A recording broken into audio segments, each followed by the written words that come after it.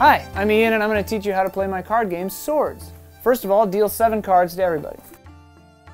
Then, put the rest here. That's the draw pile. Discard pile's right next to it. The goal of the game is to be the first one to run out of cards. Different cards make you draw, different cards make you get rid of cards faster. I'll explain that all in just a second.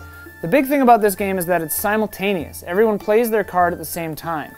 So what that looks like is someone will pick a card, you put it up here, it's fun to wave it around just to show everyone that you're ready, and then someone goes 3, 2, 1, and then everyone plays their cards, either on yourself or anybody else. There are 4 different kinds of cards: attack, defend, yield, and riposte. I'll start with defend because that's the easiest one to understand.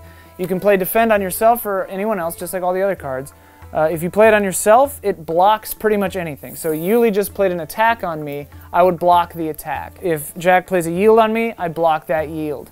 If someone plays a riposte on me, I block that riposte. You can also play defend on someone else. What that does is it cancels anything that they've played in front of themselves. So Yuli's played a yield on himself. I play a defend on his yield, he doesn't get to do what yield does. Sophia plays a defend on herself. My defend cancels her defend, which leaves her open. So that means Yuli could play an attack or something. Yeah, Jack and everyone can attack if the defend is broken. This would all, of course, be happening at the same time. Defend always happens first. So defend will cancel somebody else's card they played on themselves first, or block anything that's happening to you first. But if you play defend on yourself and someone puts a defend on it, your defend is canceled, and then whatever else happens to you happens to you. Attack is a little different, and I'll get into that in a minute. Yield, when you play that on yourself, you get to discard another card. So I play yield on myself, and then I get to, if no one cancels it, I get to discard a second card. So the card you play is always discarded no matter what, and then I get to discard another one.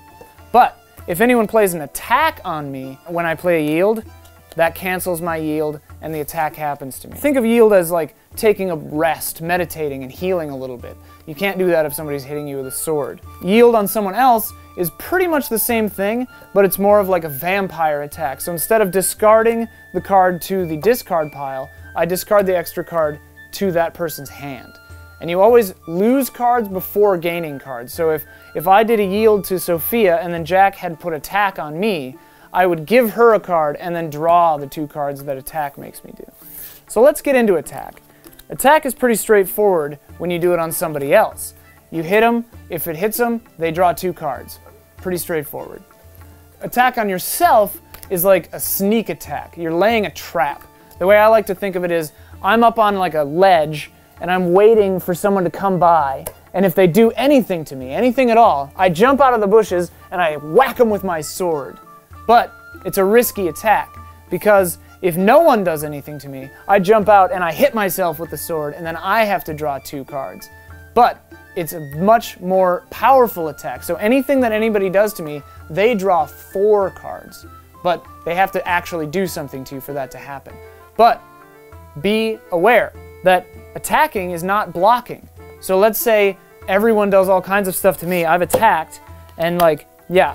So Jack played a yield on me, Marissa played a riposte on me, Sophia played a defend on me, and let's say Yuli played an attack on me. So then I've got one of everything happening to me.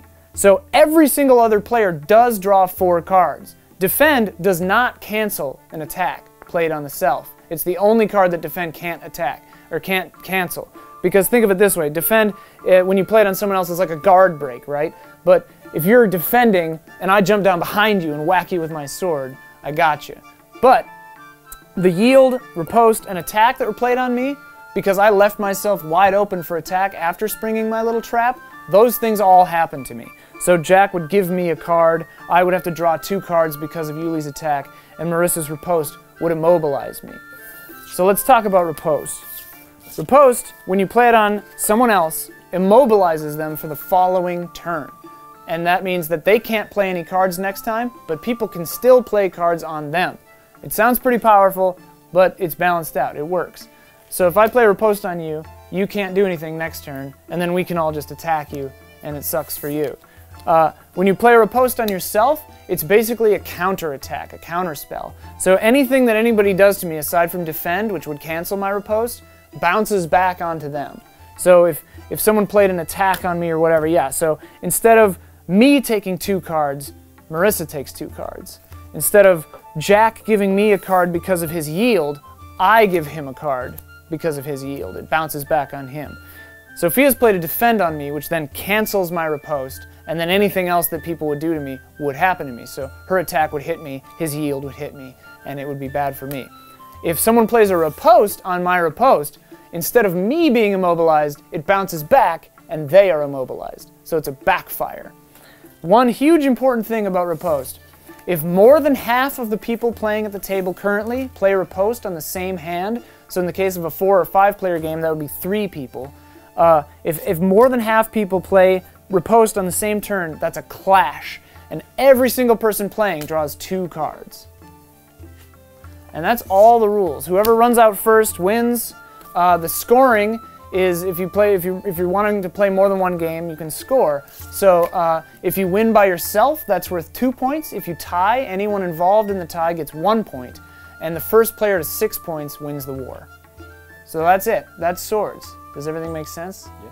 Anybody have any questions? No questions. That's great. They've all played before, so it's cheating, but that's how you play. One question, actually. In the case of a clash, do any actions taken by someone who didn't play riposte on themselves still occur? Yeah, so everything still happens, and then everyone draws 2 cards. Yeah. Everyone, including the people that didn't put riposte down. Yeah. Yeah. I have a question, maybe a clarification. Mm-hmm.